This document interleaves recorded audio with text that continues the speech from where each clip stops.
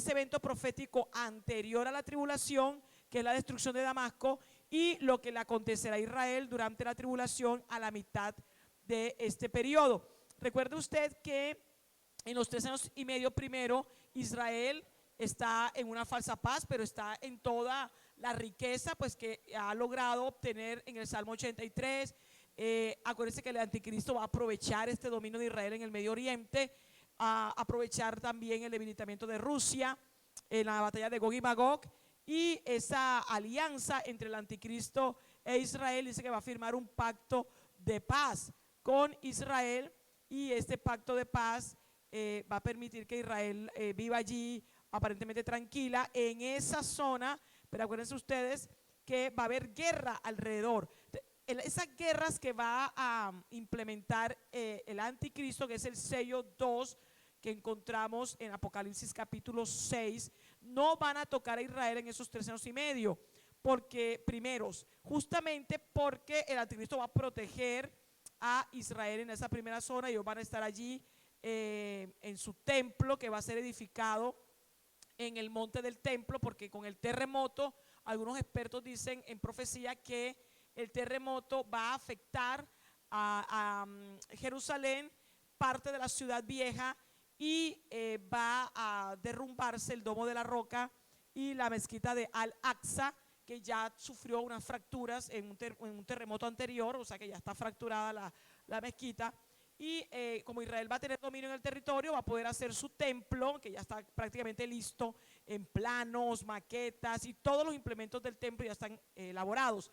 Y con la tecnología que tenemos en este momento y tiene Israel, eso lo pueden construir muy rápidamente. Israel va a estar en esos 3 años y medio, haciendo sus sacrificios, ¿verdad? Y va a estar el anticristo protegiendo a Israel, mientras que el anticristo va a estar haciendo sus campañas con el objetivo de dominar evidentemente el resto del mundo. No sabemos dónde van a hacer esas campañas, de pronto en toda esa zona de Rusia hacia arriba, en la Europa este, etcétera. Bien, entonces este evento de la gloria de Israel, comparada con que es nada en la mitad de la tribulación, porque van a quedar sin nada. Todo eso que ellos aparentemente creían que venía, que era ya la bendición de los pactos, ellos van a creer eso en esas fechas, en esos tiempos. Ellos van a dejar todo, van a salir corriendo, huyendo. Va a haber un genocidio tremendo que va a ser peor que el del Holocausto. Acuérdense que murieron más de 6 millones de judíos en la Segunda Guerra Mundial, antes que comenzara, durante la Segunda Guerra Mundial. Y según lo que aparece en Apocalipsis, en esa última dispersión que va a tener el pueblo judío, en la persecución despiadada que va a hacer el anticristo, van a morir más judíos y va a haber un genocidio tremendo. Entonces la gloria de Israel va a ser nada, y evidentemente es destrucción, y ahí donde tenemos una posible comparación. Vamos a mirar que justamente esa comparación la podemos mirar de manera un poco más clara en lo que sigue en los versículos de Isaías 17, después de la profecía de la destrucción de Damasco. Aquí el hecho de que se haga esa relación en Isaías, en los versos 7 y 8, vaya usted allí a su Biblia, tenga allí Isaías, para no devolverme a mirar la profecía en Isaías 17, ahí en su Biblia.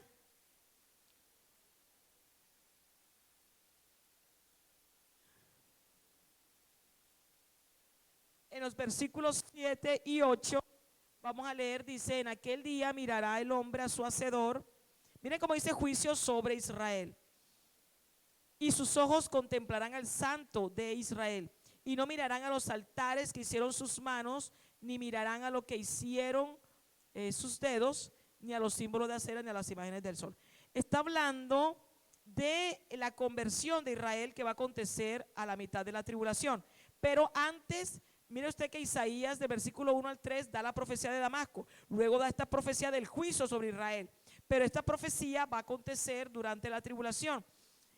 ¿Por qué Isaías pone estas dos profecías allí? Porque evidentemente una está antes de la otra. Una es un evento pretribucionalista, que es la caída de Damasco, la destrucción, y el otro, que es el juicio de Israel, es tribucionalista, y específicamente a la mitad de la tribulación. Y miren cómo aparece allí este juicio que va a ser el Señor, pero en el versículo 7 y 8 se habla de la conversión, de cómo Israel se vuelve al Señor, es decir, la conversión allí. Bueno, aclarado esto, vamos a mirar que entonces las dos profecías se ubican al final de los tiempos, es decir, que la parte del juicio de Israel, que es tribucionalista, nos permite saber que la profecía de Damasco es también en el final de los tiempos, más no en el mismo tiempo, es decir, en la tribulación. La de Damasco es, como decía, pretribucionalista. Y usted encuentra aquí que la destrucción no solamente de la ciudad, sino del reino, se refiere justamente al gobierno, que en este momento es el régimen de Bashar al-Assad. Este reino va a cesar y el Señor va a usar como instrumento a Israel en esta guerra que va a acontecer, la destrucción de Damasco, la cantidad de misiles que va a enviar, tierra, aire, etcétera, Israel, para destruir, en este caso, la ciudad. Y esto puede acontecer después de del Salmo 83. La mayoría de expertos plantean que es después. Ya decíamos que después de la destrucción de Damasco acontece la destrucción de Elam, que voy a explicar ahorita enseguida, y luego la guerra de Gog y Magog. Después de esto encontramos que Israel entra en esa falsa paz hasta la mitad de la tribulación, que es ya este periodo de la 70ª semana de Daniel. Bien, la interpretación que tenemos acá es bien importante, porque miren cómo en Isaías 17, 9 habla de las ciudades. Lea usted en su Biblia, dice: en aquel día sus ciudades fortificadas serán como los frutos que quedan en los renuevos y en las ramas, los cuales fueron dejados a causa de los hijos de Israel, y habrá desolación. Mire cómo se puede interpretar que estas ciudades que fueron dejadas, es decir, sufrieron juicio, dice a causa de los hijos de Israel. Expertos como Salus dicen que estas ciudades son las ciudades que se mencionan tanto en la profecía de Jeremías como en la de Isaías, de Damasco y las ciudades de Aroer, es decir, que la destrucción va a cubrir no solamente las ciudades en Siria, que serían esta zona de Damasco. Aquí acuérdense que Israel ha bombardeado toda esta zona desde el 2014 hasta la fecha, con ataques cada vez más intensos, pero va a cubrir todo esto. Pero esta zona de Jordania es la que va a ser el tema, ¿verdad?, el objeto de la guerra del Salmo 83. Pero estas ciudades jamás también, o sea que no solamente es Damasco, sino varias ciudades. Y este evento de varias ciudades va a darse justamente en este periodo, y lo menciona allí Isaías en el verso 9. Y cuando dice que a causa de los hijos de Israel, está especificándose que no es un juicio directo del Señor como en Gog y Magog, sino que va a ser a través de las fuerzas de defensa de Israel. ¿Puede ocurrir esto? Evidentemente sí, ya tenemos evidencia. Tenemos este ejército atacando en 2014 muchos objetivos en Damasco. Siria no hace nada, es una de las cosas. Algunos expertos, usted encuentra en algunas noticias en los medios de comunicación, en internet, se preguntan por qué Irán no hace nada cuando en estos momentos Israel está atacando sus bases militares que están en Siria, porque en este momento están las bases de Irán. Ahorita mismo, recuerden, en la frontera con Siria y con Irak, Israel acaba de bombardear y murieron 23. ¿Cuántos leen noticias aquí que les veo la cara?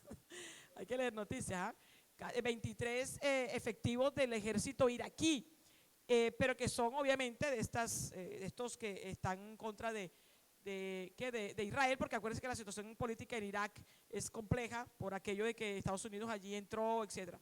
Pero ahí están estos grupos que están en contra de Israel y han prometido venganza. O sea que en estos días, quién sabe qué va a acontecer, porque ellos dijeron que iban a vengar esos 22 o 23 efectivos del ejército que ellos tienen allí, que están apostados también en las zonas de frontera de Irak con Siria y con Siria e Israel.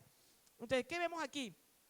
Que se confirma que evidentemente ahorita mismo tenemos todas las características, los eventos para que esto se dé, para que el ejército de Israel, que es el que aparece en Zacarías 12 y en Ezequiel 36, es 36, ¿verdad? Vaya de los huesos secos, confírmeme ahí, es Ezequiel 36.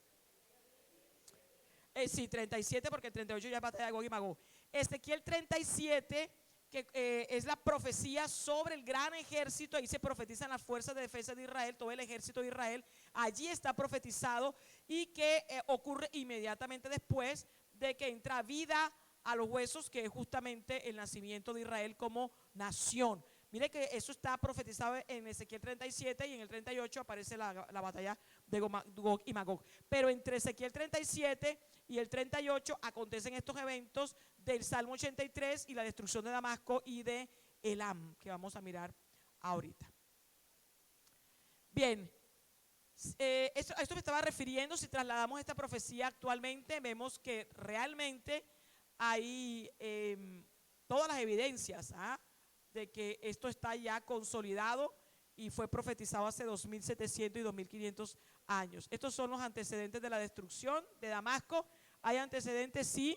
Usted encuentra aquí que en cumplimiento también de la profecía del Señor Jesucristo, las señales del fin que están en el discurso del Monte de los Olivos, y que evidentemente esas profecías empezaron a desatarse cada vez con más intensidad y frecuencia en el siglo XX, porque estamos ya en los tiempos del fin, estamos en el siglo XXI ya, y todo esto se ha intensificado. Encontramos que Siria ha sido uno de los países con Damasco, el régimen de Damasco, que ha intervenido de manera fuerte, de manera representativa en estas guerras. En la guerra del 48, es decir, el 15 de mayo del 48, después que se dio la declaración de independencia de Israel, fue nación. En la guerra de los 6 días en el 67, y en la guerra del Yom Kippur del 73. Yo les preguntaba ahorita, bueno, ¿y por qué entra Israel allí a Siria y hace su cuestión y obviamente ataca el territorio sirio? Está violando la soberanía de un territorio y mata allí a los del ejército iraní. ¿Por qué Irán no ataca? Habla y dice que me voy a vengar, me voy a vengar. Y Siria tampoco lo hace, ¿verdad? Algunos expertos plantean, los que están del lado de Israel, y es que Israel tiene suficiente armamento que no tiene Siria y no tiene Irán. Esa es una de las, eso lo leí en una noticia en los medios de comunicación. Esa es una explicación, es decir, que Israel arrasaría con ellos, ¿verdad? Sin embargo, acuérdense que ellos tienen Siria e Irán el apoyo de Rusia. Sin embargo, Rusia está ahorita coqueteando con Israel, con los tres, haciendo así como las veces de que es el que controla la situación. Mi manera de pensar es que ellos están planeando, y bueno, y bíblicamente se demuestra que es así, un ataque definitivo que lleve a desaparecer Israel del mapa. ¿Está siguiendo? Esa es mi manera de pensar. Es decir, ellos están, eso no sale en la prensa, no sabemos, pero si sale de pronto pues las intervenciones de Khamenei, del Rouhani, la intervención de Assad, etcétera. Todo eso lo ve usted allí en la prensa, los de Hamas, ¿verdad? Los de Hezbollah, muerte Israel, etcétera. Pero ¿por qué no lo hacen enseguida? Porque ellos están logrando establecer una confederación lo suficientemente fuerte, que es la que aparece en el Salmo 83. No la tienen ahora, ¿verdad que no la tienen? No la tienen, ¿por qué? Porque bueno, tienen Egipto, no tiene su tratado de paz ahí, ¿no? Entonces ellos tienen que consolidar eso allí en Egipto. Y aparte de eso, Arabia es enemiga a morir de Irán. Eso puede ser una de las causas por las cuales Irán no va a intervenir en el Salmo 83. ¿Usted me está siguiendo? Una de las causas. Y otra es la destrucción de Elam, que vamos a mirarlo ahorita, en que va a debilitar a Irán en ese momento y no va a formar parte de pronto de esta guerra. Para aquellos que dicen que la destrucción de Elam, que la vamos a mirar ahora, es antes que la guerra del Salmo 83. Como les decía, hay varias propuestas de la cronología de las 4 profecías. Lo que sí es cierto es que la última es la de Gog y Magog. Bien, vamos a mirar entonces cómo Siria aparece involucrada en las naciones listadas en el Salmo 83. Miren, ¿con qué nombre? Con Asiria, porque Asiria en su época es lo que hoy es Irak y territorio sirio, ¿verdad? Entonces tenemos allí participando. Esto puede implicar que en la misma guerra del Salmo 83 se desate la destrucción de Damasco. Vamos a mirar ahora, para finalizar, las razones por las cuales se plantea que este evento de la destrucción de Damasco es pretribucionalista, es decir, antes del inicio de la tribulación. La primera es que estos 3 años y medio se caracterizan por una falsa paz, es decir, Israel no va a estar en guerra ahí. Y aquí estamos hablando de un ataque, ¿verdad? Va a estar habitando seguro. La segunda razón es que la segunda mitad de la tribulación, ahí en esa segunda mitad, los 3 años y medio, Israel va a estar huyendo por el genocidio, por la persecución del anticristo, ¿verdad? Y la otra razón es que en Jeremías no hay una asociación con el día del Señor, que inicia con el arrebatamiento y luego con todos estos eventos de la 70ª semana de Daniel. Bien, vamos a mirar el último tema que traigo para el día de hoy, que es la destrucción de Elam. Después de esto, en la siguiente clase voy a tomar toda la clase para ocuparme de la batalla de Gog y Magog. Bien, ¿qué es Elam? ¿Verdad? Esta profecía la da Jeremías 49, vaya su Biblia allí, porque allá atrás no alcanza a leer. Jeremías 49, del 34 al 39, allí hay contenida lo que llaman la antigua profecía de Elam, no cumplida. Y esta profecía dice lo siguiente. Versículo 34. Palabra de Jehová que vino al profeta Jeremías acerca de Elam en el principio del reinado de Sedequías, rey de Judá. Esta referencia obviamente es en el proceso del juicio de las cautividades, antes del juicio, pero ahí cercano. 35. Así ha dicho Jehová de los ejércitos, he aquí yo quiebro el arco de Elam. Quiero que subraya ahí el arco de Elam, parte principal de su fortaleza. Mire cómo dice que el arco es una parte importante, es decir, principal de la fortaleza de Elam. 36. Traeré sobre Elam los 4 vientos de los 4 puntos del cielo. Mire usted, ahí tiene esto es una expresión idiomática en hebreo. Y dice, y los aventaré a todos estos vientos, y no habrá nación a donde no vayan fugitivos de Elam. 37. Y haré que Elam se intimide delante de sus enemigos y delante de los que buscan su vida, y traeré sobre ellos mal y el ardor de mi ira, dice Jehová, y enviaré en pos de ellos espada hasta que los acabe. Mire cómo habla de la espada, o sea que esto es una guerra. Y pondré mi trono en Elam, mi trono, y destruiré a su rey y a su príncipe, dice Jehová. Pero acontecerá en los últimos días que haré volver a los cautivos de Elam, dice Jehová. Entonces, esta profecía algunos dicen, al igual que las que están listadas en el Salmo 83, por ejemplo Egipto, que ya aconteció. Y dice, igual que el caso de Edom, de Moab, de Amón. ¿Por qué? Porque no existe. En este momento existe el nombre de Edom, Moab no, desapareció, por lo tanto ya se cumplió la profecía. De igual manera, con esta Elam no existe. El nombre, me estoy refiriendo al nombre, como si Siria y Damasco aparecen. Entonces varios expertos dicen, no, esto ya ocurrió, ¿verdad? Ya desapareció Elam y ya ocurrió. Pero esta profecía está ubicada en los últimos tiempos, es decir, que no ha acontecido, por el versículo 39. ¿Qué dice allí? ¿En los qué? En los últimos días. Esta expresión, postreros días, últimos días, se refiere a los tiempos del fin. O sea que esta profecía no ha acontecido todavía, a pesar de que el nombre Elam no aparece, ¿verdad? Pero vamos a mirar que sí está la zona. Y esta profecía fue dada hace 2500 años en la boca del profeta Jeremías. Y en ese momento existía Elam, ¿verdad? Continuó, pero la profecía la ubica con el nombre Elam al final de los tiempos. Conclusión, si no existe el nombre Elam, pero la profecía está ubicada en los últimos días, eso quiere decir que hay que mirar es en la zona donde estaba el antiguo Elam que hay ahora. ¿Usted me está siguiendo? Entonces, ese es el punto de partida que vamos a tener.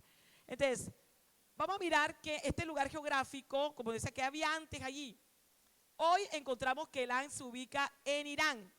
En la época de Jeremías y posteriormente encontramos que estaba Elam, estaba Persia, eran dos zonas aparte. En el imperio medo-persa, después del babilónico, usted va a encontrar a Persia, vamos a mirar el mapa ahorita, usted va a encontrar a Elam, ¿verdad? Y va a encontrar a Media. Tres, podemos decir, zonas distintas. En Elam era donde estaba la capital del imperio persa. Usted eso lo registra en todas estas citas bíblicas. En Esther, en todo el libro de Esther, mire todas las citas que hay donde dice en Susa, capital de Elam, capital del imperio, ¿verdad? Capital del reino. En todas estas citas usted encuentra que la capital de Elam en ese momento era Susa, pero fue tan importante que fue tomada como capital del imperio medo-persia. Entonces tenemos a Elam y Persia, pero en este momento Irán, ¿verdad?, contiene el antiguo Elam y contiene a Persia. Hasta ahí estamos claros, ¿verdad? Amén. Muy bien, entonces, ¿qué podemos plantear? Que Elam como nombre desapareció, aunque en el Nuevo Testamento usted encuentra, acuérdense en Hechos 2:9, vamos a leer, Hechos 2:9, vaya usted allí a su Biblia. Acuérdense que en Hechos estamos en el Imperio Romano, ¿verdad? Es el Imperio Romano. Y se habla de elamitas. Entonces, si se habla de elamitas es porque se distingue una zona dentro de este imperio que heredó, evidentemente, porque acuérdense que toda esa zona de Medio Oriente pasa de las manos de los babilónicos a la mano de los medo-persas, que es en donde están estas zonas Persia, Media y Elam, y la capital del imperio medo-persa es Susa en Elam, pero luego pasa a manos del imperio griego, y después del imperio griego pasa a manos del imperio romano. ¿Está siguiendo? Y después del imperio romano, ahora es usted que pasa a manos del imperio otomano, porque el imperio romano en Oriente cayó mucho tiempo después. En el siglo IV es en Occidente, y todo lo que ahorita es la Unión Europea, ¿me está siguiendo? Pero la parte de Oriente, allí, eso continuó. Los turcos tomaron toda esa zona. Entonces, en la época de Hechos, del libro de los Hechos de la iglesia primitiva, siglo I, ¿cuál es el imperio que está levantado? El imperio romano. Y ahí todavía, ¿verdad?, se distinguía a los elamitas. Pero acuérdense que los judíos estaban en la dispersión. Por lo tanto, en Hechos, usted lee allí en Hechos capítulo 2, vaya usted allí a Hechos capítulo 2, aquí no está el versículo 9, que dice allí, partos, medos, elamitas, ahí están los de Elam, y los que habitamos en Mesopotamia, en Judea, en Capadocia, en el Ponto y en Asia. Aquí se está refiriendo a los judíos que están en la dispersión, en la diáspora. Judíos partos, es decir, en Partia, que estaba también cerca a Media, judíos que vivían en Media, judíos que vivían en Elam y en toda la zona de Mesopotamia, me imagino que lo que hoy es Irak, ¿verdad? Y evidentemente en Judea, mire que dice Judea, no había Palestina. Acuérdense que Palestina fue en el 135 después de Cristo. En Judea, en Capadocia, en Ponto y en Asia. Toda esta zona está allá alrededor, en esta zona de Asia, evidentemente la provincia, no el continente de ahora, que estaba en esa zona de Medio Oriente. Bien, entonces miren cómo se está hablando de que realmente está la zona todavía en el Nuevo Testamento, que continuó. Ahí está el mapa. Entonces mire usted, aquí está, aquí miren Jerusalén. ¿Me está siguiendo? Esto es lo que es Israel hoy. Esto es lo que Tiro y Sidón, ¿qué es? ¿Qué es Tiro y Sidón hoy? Líbano. Por acá está la franja de Gaza, aquí está Egipto, aquí están los árabes. Y en esta zona, aquí está Babilonia. Mira que está Elam, la capital es Susa, que en ese momento de Esther es la capital del reino, cuando se casó con Asuero. Y miren, aquí está ¿qué? Persia. Miren, aquí está ¿qué? Media. Entonces, esa zona era distinta. Pero hoy en día esto es ¿qué? Irán. ¿Me está siguiendo? Porque es un país bastante grande, ¿ah? Es Irán. Ahora, miren que Elam está a orillas del Golfo Pérsico. ¿Me está siguiendo? Aquí. Bien. O sea que la profecía de Jeremías 49 está ubicada aquí, en esta zona. Es importante mirar que la profecía de Jeremías se ubica solamente en Elam. Ahora, miren, Jeremías es contemporáneo ¿con qué, profeta? ¿Con quién? Aleluya, con Ezequiel. Y Ezequiel tiene la profecía de ¿qué? De Gog y Magog. Pero en esa profecía, en Ezequiel 38, 39, Ezequiel contemporáneo de Jeremías, no incluye a Elam. ¿Usted está siguiendo?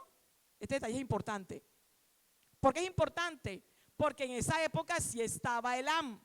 Acuérdese usted, aparte de Persia, que hoy es Irán. Y Ezequiel incluye en la batalla de Gog y Magog a Persia, que hoy es Irán. ¿Usted me está siguiendo? ¿Qué incluye Ezequiel 38 y 39, que es la guerra de Gog y Magog, que vamos a ver la semana que viene? Rusia, que es el que encabeza todo, ¿verdad? Y está Persia, que es que Irán. Pero en la época de Ezequiel estaba Elam. ¿Por qué no dice Ezequiel, Persia y Elam? ¿Usted me está siguiendo? Ahora, ahí, pero antes sí lo menciona. Ezequiel menciona Elam en una profecía en Ezequiel 36. Entonces la pregunta es, si Ezequiel menciona una profecía en el capítulo 36, vamos a mirar adelante, ahorita más adelante, a Elam, que se refiere a la profecía de Jeremías, ¿por qué en la del capítulo 38 en Gog y Magog no la menciona? Está destruida, ¿verdad? Está destruida. Amén. Ahí es donde quiero que usted esté. Está destruida. Porque perfectamente la incluye, ¿verdad? Y se refiere, pero evidentemente Jeremías la hace más precisa, más detallada. Vamos a mirar entonces. Bueno, ahí es lo que acabo de explicar. Ahora, la pregunta es, ¿por qué existiendo Elam al lado de Persia no es mencionada por este profeta Ezequiel si su profecía es para estos tiempos del fin? Una posible respuesta es que justamente en estos tiempos ya no existe el nombre de o sea, el tiempo de la profecía, del cumplimiento profético, me estoy refiriendo, no en los tiempos de Ezequiel. Pero si esto se asume, ¿cómo entonces fue destruida para que se diera el cumplimiento de Jeremías 49? Vamos a mirar Ezequiel, es 32, pero yo dije 36, es 32. En Ezequiel 32 dice, allí Elam. Usted lee todo este capítulo de Ezequiel y es un capítulo en que parece como una miscelánea de profecías que están asociadas, ¿verdad?, entre ellas, pero no necesariamente en un orden cronológico. Ahí encuentra usted Salmo 83, amén, parte de Salmo 83. Encuentra Elam y encuentra también Damasco. Y que dice, allí Elam y toda su, perdón, Damasco no, Edom, aparece Edom. Allí Elam y toda su multitud por los alrededores de su sepulcro. Todos ellos cayeron muertos a espada. Miren, a espada quiere decir que guerra. Los cuales descendieron incircuncisos, o sea, no convertidos, a lo más profundo de la tierra. ¿Por qué? Porque sembraron ¿qué? Qué tremendo, ¿ah? Sembraron terror en la tierra. El Señor da la razón por la cual va a juzgar a Elam. ¿Por qué va a juzgarla? Porque sembraron terror en la tierra. Mire que esto lo dice Ezequiel 32. Aquí se está refiriendo a la destrucción de Elam, que es lo mismo que plantea Jeremías 49, pero da esa razón. Y justamente lo que hoy es Irán, que ya contiene Elam, hoy en día, esto es a lo que ellos se han dedicado, a sembrar terror en la tierra. Amén. A través de toda, y el Departamento de Estado en Estados Unidos incluye a Irán como uno de los países terroristas o que patrocina el terrorismo. Aquí miren cómo está el cumplimiento profético. ¿Dónde dice? En la tierra de los ¿qué? ¿Cuál es la tierra de los vivientes?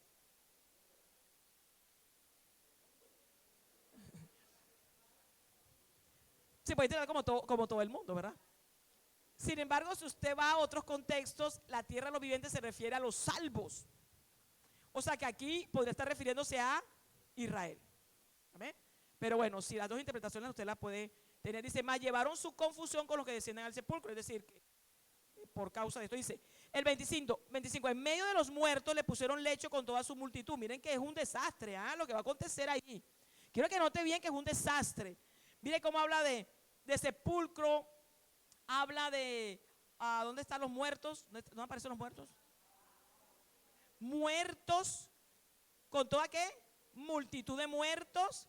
A sus alrededores están sus sepulcros, muertos a espada, porque fue puesto su espanto en la tierra de los vivientes, es decir, el terror, mas llevaron su confusión con los que descienden al sepulcro. Él fue puesto en medio de los muertos. Entonces, mire, Ezequiel 32 menciona el ángel. ¿Por qué no lo vuelve a mencionar en Ezequiel 38 en la guerra de Gog y Magog? Porque ya esto ha acontecido y corresponde a la profecía de Jeremías, la misma profecía 49, ¿verdad?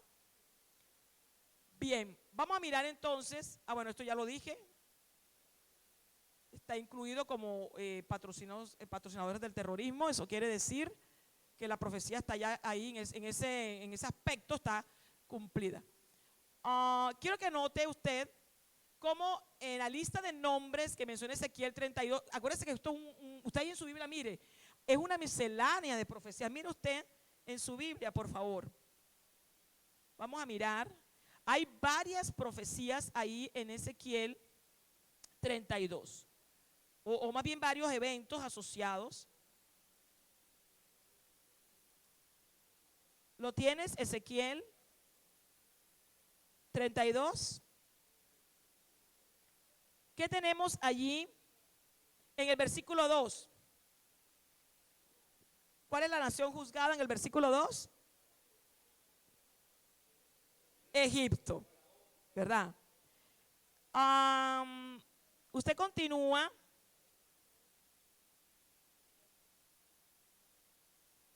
Más abajo, ahí está lo de Egipto, bastante largo, ¿verdad? Bien explicado. En la 24, ¿qué encuentra usted? A Elam, ¿verdad? Y 25, ya lo vimos. Y en el 26, ¿qué encuentra? Dice allí que Mesec y Tubal y toda su multitud, sus sepulcros en sus alrededores, todos ellos incircuncisos. ¿A qué se está refiriendo aquí? A Egipto, que está asociado con la profecía de ¿qué? ¿La guerra qué? Del Salmo 83. Ahora, aquí Elam, que es la destrucción de Elam. Pero luego menciona a Mesec y Tubal en el 26. ¿Eso qué es? Gog y Magog. La pregunta es, ¿por qué? Es otro argumento. ¿Por qué en la guerra de Gog y Magog, en el 38, sí menciona a Mesec y Tubal, que lo menciona aquí, pero Elam no? ¿Usted me está siguiendo? Conclusión, porque está destruido. Bien. Bien. Aquí tenemos, pero entonces ahora, ¿qué es Mesec y Tubal? Bueno, los expertos en profecía, obviamente basándose en la geografía bíblica, ubican estos dos nombres en la zona de la actual Turquía. Entonces tenemos Togarma, ¿verdad? Mesec y Tubal, referidos a lo que hoy actualmente es Turquía. Y encuentra usted que Turquía está asociado con Rusia, ¿verdad? Y hay unas condiciones geopolíticas interesantes también. Acuérdense que Turquía tenía relaciones tenía porque ya no están bien, con la Unión Europea. ¿Qué ocurrió? ¿Por qué se dañaron las relaciones entre Turquía y la Unión Europea? Uno, porque, bueno, Erdogan es un dictador, ¿verdad? Y la Unión Europea no quiere nada con dictadores. Ellos son, según ellos, la representación de la democracia. Pero, ¿qué aconteció? Acuérdense que hubo un atentado, ¿cómo se llama? Un intento de golpe de Estado. Usted se acuerda de eso, ¿verdad? Y van a quitar del poder a Erdogan. ¿Qué ocurrió en ese momento? En el momento, usted puede encontrar eso en la noticia, lo puede corroborar. La Unión Europea se quedó callada. Entonces, los analistas asumen que la Unión Europea sabía que iban a darle golpe de Estado a Erdogan. Estaban callados porque a ellos les interesaba que Erdogan cayera. Y Putin, ¿verdad?, apareció en la escena y le notificó a Erdogan el golpe de Estado. ¿Usted se acuerda? Porque hasta Erdogan logró salir de Turquía, pero fue por la intervención de Putin. Mire cómo el Señor soberanamente mueve. porque Turquía estaba relacionada con la Unión Europea. De hecho, en el tratado de inmigración, todo lo que está aconteciendo en esa zona, Turquía recibía a los inmigrantes. Entonces, ¿qué ocurrió? Erdogan dijo, la Unión Europea ni siquiera me avisó, entonces empezó a decir, mi amigo Putin. Estas son las noticias. Y de ahí viene la relación estrecha entre Putin y Erdogan. Porque la coalición de Gog y Magog, ¿verdad? Turquía aparece. Entonces ya Turquía está en el escenario, preparado. Y las relaciones con la Unión Europea se deterioran cada vez más. Acuérdese usted que cuando fue la anterior elección en Alemania, Erdogan quiso hacer su campaña y la Merkel le cerró, dijo, no, tú aquí no vienes. Y el hombre dijo de todo, y ahora no voy a recibir a los inmigrantes, y tú eres una esto, y tú eres una aquello. Se deterioró más la cuestión, ¿verdad? Entonces, ahí, ¿qué estamos encontrando? Ya Turquía alineada con Rusia y apartada de la Unión Europea. Esto ya es preparación para Gog y Magog, ¿no? Bien, entonces, aquí tenemos Mesec y Tubal. Esta es otra razón por la cual decimos que Elam va a ser destruido. Usted encuentra esto está en el documento que usted pueda ir. ¿Qué ocurre? En esa zona de lo que hoy, ¿dónde está mi mapa? Ahí está mi mapa. En esta zona, esto es lo que era Elam antes. Todo esto es Irán. Porque hay una profecía en los últimos días de una destrucción de esto. Porque en este momento, en Elam, ¿verdad? Hay unas plantas nucleares. ¿Usted me está siguiendo? Creo que una de las primeras, si no es la primera, del 74, ellos empezaron a hacer la planta nuclear de Bushehr, así se llama, Bushehr. Y esta planta, bueno, se suspendió en un momento, ¿verdad? Por cuestiones políticas aquí internas, pero luego se continuó. Esa planta se terminó, nuclear de energía atómica, y hay dos más que acaban de empezar el año pasado. Eso lo leí en la prensa, en la BBC. Lo que no sale, si la noticia no sale en la BBC, entonces es fake news. Pero usted acuérdese que la BBC es anti-israelí, pro-sodomita, pro-abortista, pro-homosexual y todo eso. Pero ellos no dan noticias raras, ¿no? Falsas. Entonces, mire lo que ocurre. Irán es enemigo de Israel, muerte a Israel. Es el peor enemigo de Israel en este momento, ¿verdad? Y está orquestando la destrucción de Israel y está aprovechando todo. Ahora está aprovechando la coyuntura en Siria y ahí tiene todas sus bases. O sea, todo lo que pueda acercar a la frontera de Israel lo hace. Y todo este armamento nuclear, obviamente, estas bases, miren en este momento cuántas hay. Está Ishafán, está Natanz, está Com y está Arak. Mire todo esto.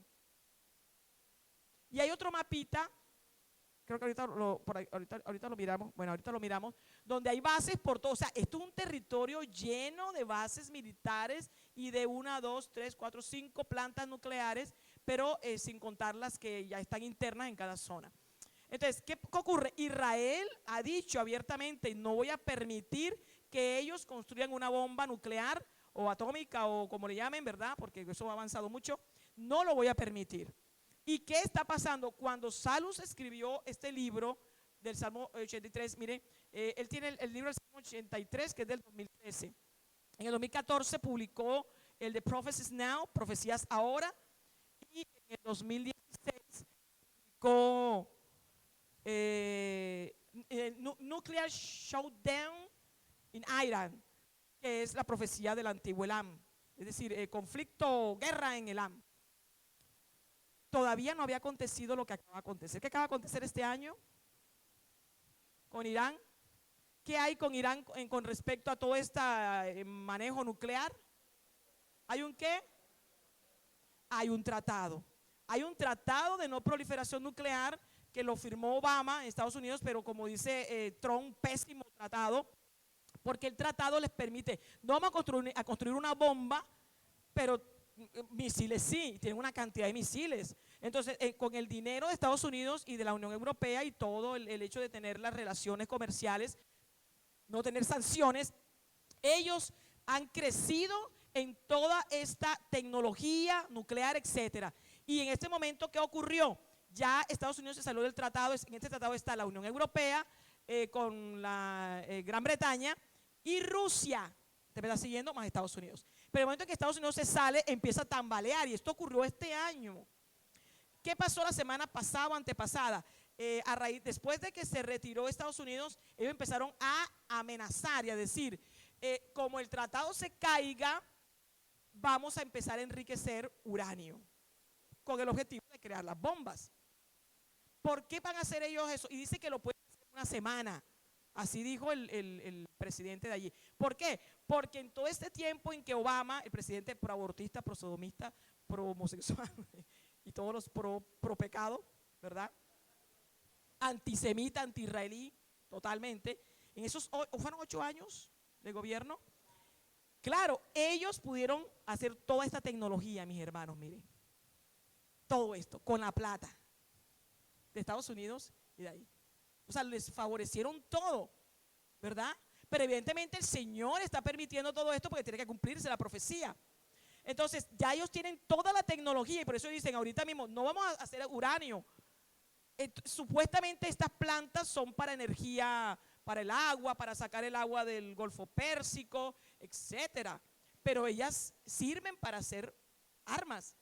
Están armados hasta los dientes. Voy a traer noticias la próxima semana de cuántos misiles apuntan en este momento contra Israel. Misiles ya que están dispuestos, ¿verdad? Lo cual quiere decir que esa batalla del Salmo 83 obviamente es intervención divina. Va a ser el ejército israelí, pero es la intervención de la mano del Señor, ¿verdad? Miguel va a estar ahí arriba tumbando los misiles. Nos reímos, pero si es así, ¿quién es que ha defendido a Israel? El arcángel Miguel. El Señor lo ha asignado para Israel. Por eso es que han ganado todas estas guerras. Y el Señor manda ángeles. Y eso usted no ve allí. Lo veremos cuando estemos en el cielo. Usted va a mostrar la guerra de los 6 días y usted va a ver la cantidad de ángeles ahí peleando que no lo estaban viendo, ¿verdad? Bien, entonces. Amén. Sí. Pero sabe que estaba leyendo, claro, ellos tienen la tecnología de Estados Unidos, pero yo estaba leyendo esta semana. Este sí es noticia cristiana, pero ellos normal, hasta el momento no he visto una fake news ahí.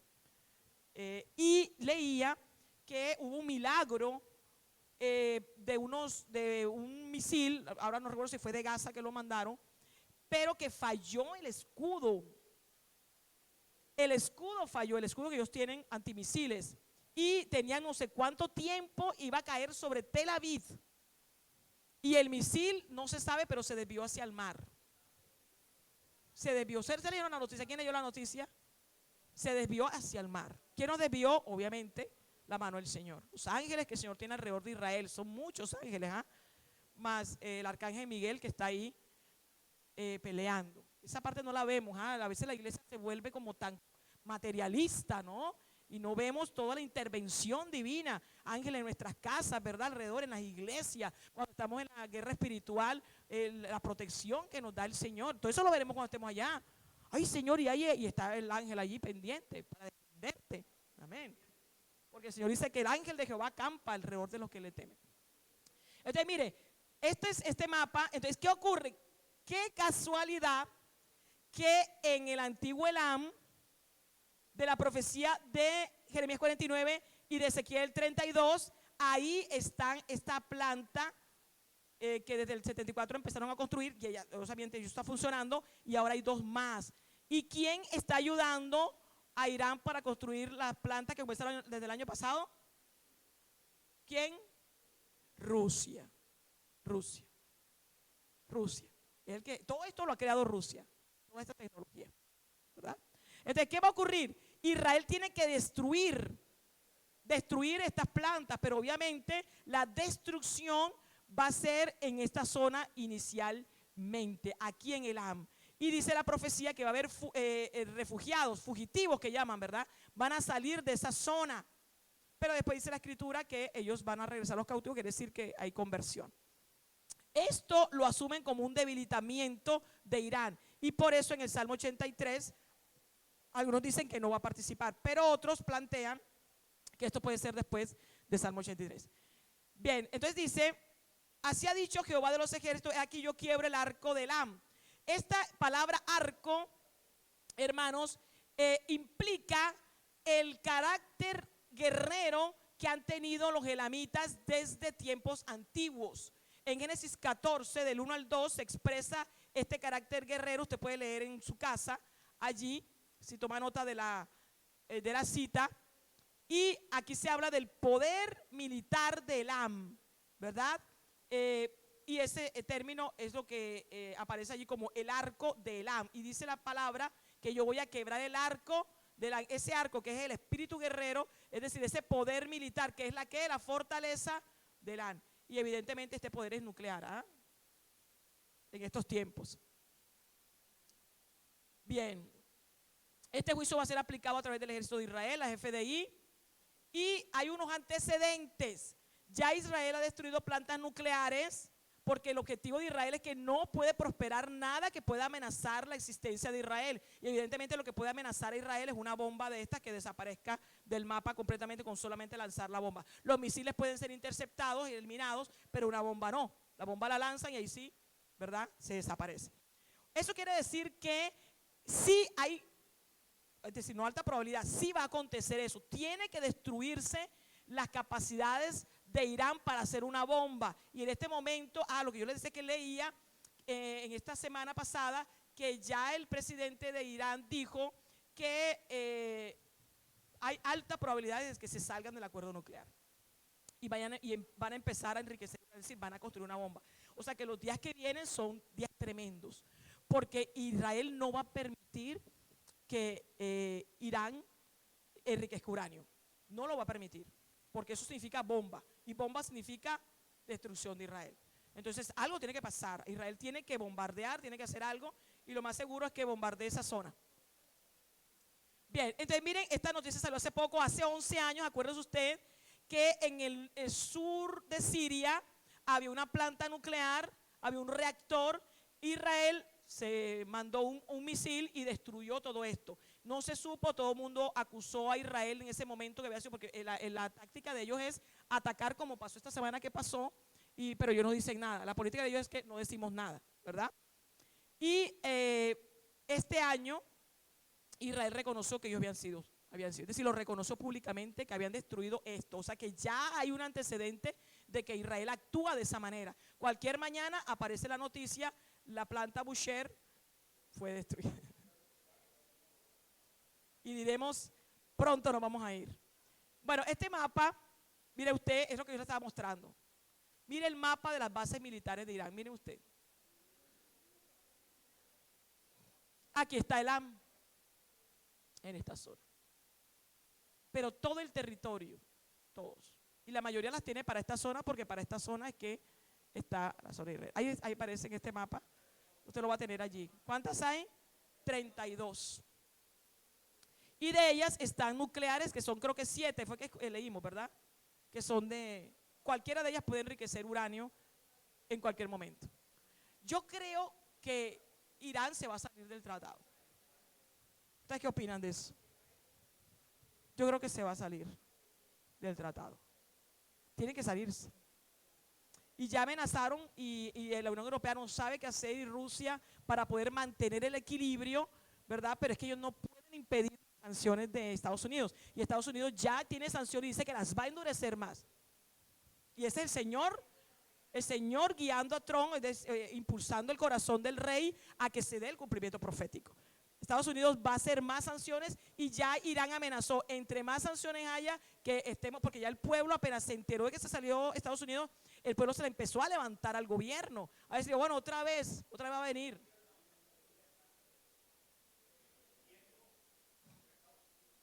Amén, así es.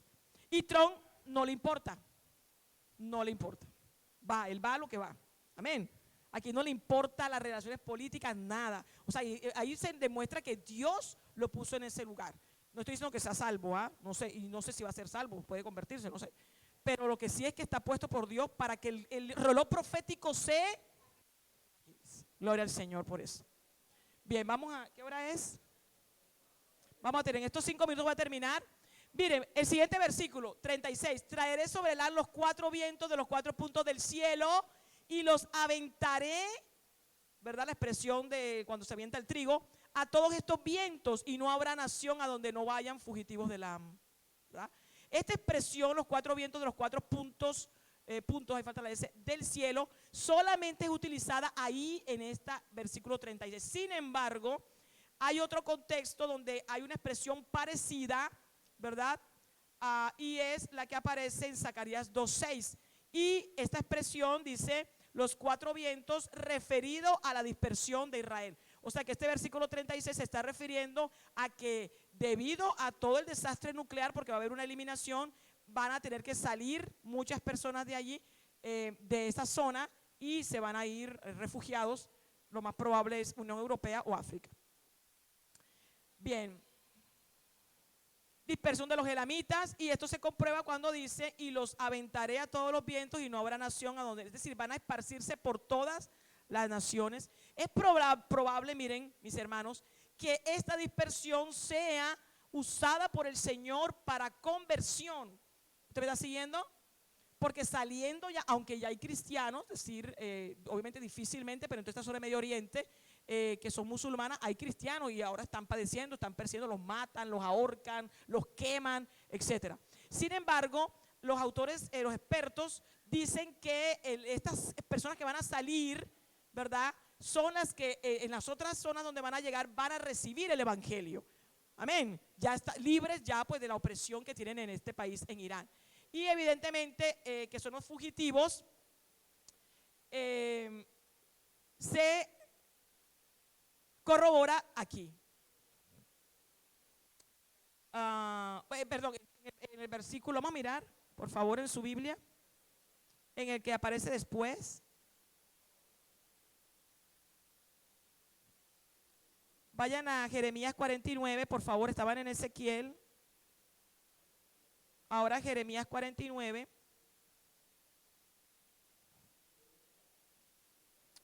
Y allí en el versículo